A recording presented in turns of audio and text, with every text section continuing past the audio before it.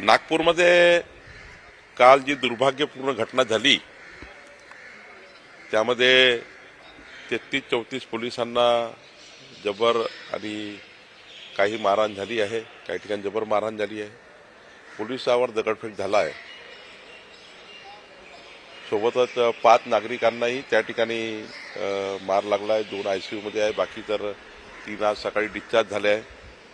जवळपास 45 वाहनाची तोडफोड झाली। नागपूर शहरामध्ये शांतता राखणे, सर्व समाजाने नागपूर शहराला शांत ठेवणे आणि सोशल मीडिया अकाउंटवरनं ज्या चुकीच्या बातम्या, चुकीच्या अफवा पसरवल्या जात आहेत त्यावर आमचं लक्ष आहे। प्रत्येक सोशल मीडिया अकाउंटला आम्ही ट्रॅक करतो आहे।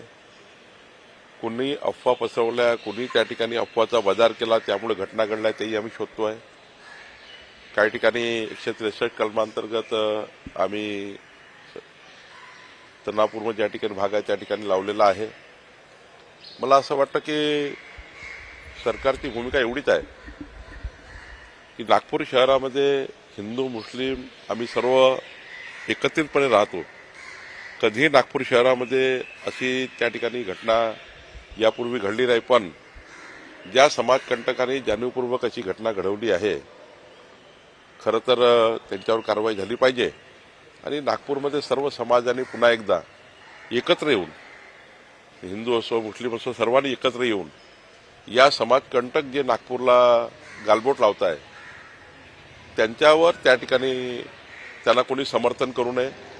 जे समाजकंटक समाजाला भडकवतात त्याला कोणी सपोर्ट करू नये आणि नागपूर शहराला शांत ठेवलं पाहिजे।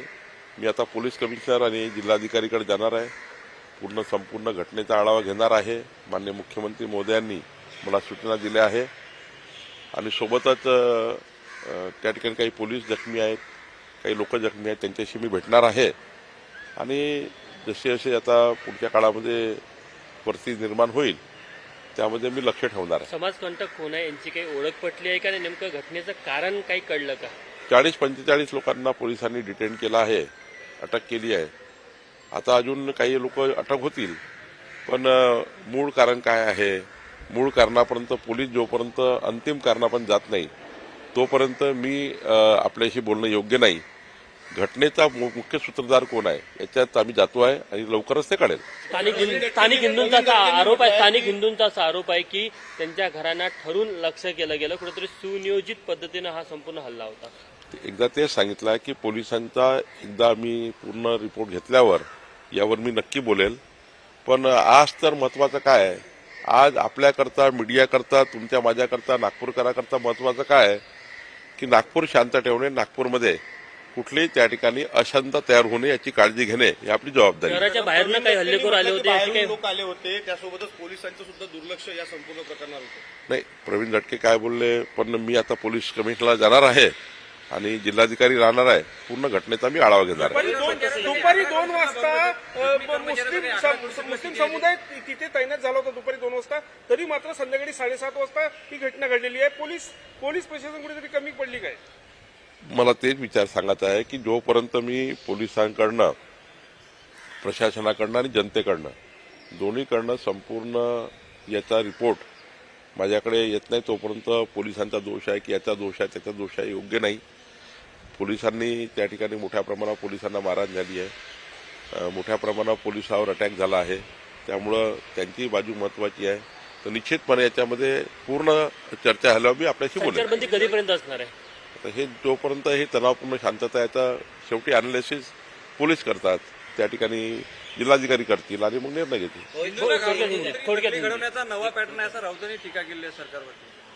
देखिए, नागपुर में जो दुर्भाग्यपूर्ण घटना हुई है इसके पहले कभी भी नागपुर ने ऐसा देखा नहीं है। हम सब लोग बचपन से नागपुर में रहते हैं, सभी समाज, सभी धर्म को लेकर हम काम करते हैं और जिस प्रकार से घटना हुई है कोई तो भी षड्यंत्र का भाग है और जिस प्रकार से पुलिस जख्मी हुए हैं, 34 पुलिस जख्मी हुए हैं, 4-5 नागरिक भी उसमें जख्मी हैं, तो गाड़ी की तोड़फोड़ की गई, जमाव तैयार किया गया। जिस प्रकार से वह घटना हुई है, माननीय मुख्यमंत्री जी ने कल से इसका पूरा जायजा लेकर सेकंड टू सेकंड उन्होंने मिनट टू मिनट चर्चा की है मैं भी रात भर इस घटना की तरफ पूरा ख्याल देकर हूँ, लेकिन जो मुख्य इसमें सूत्रधार होंगे उनको पकड़ना हमारा जवाबदारी है। दूसरा, दोबारा ये घटना ना हो महाराष्ट्र में और नागपुर में, इसकी भी हमारी प्राथमिकता है। दो समाज को सामने आमने लाने वाले जो लोग हैं उनको भी हम ढूंढेंगे।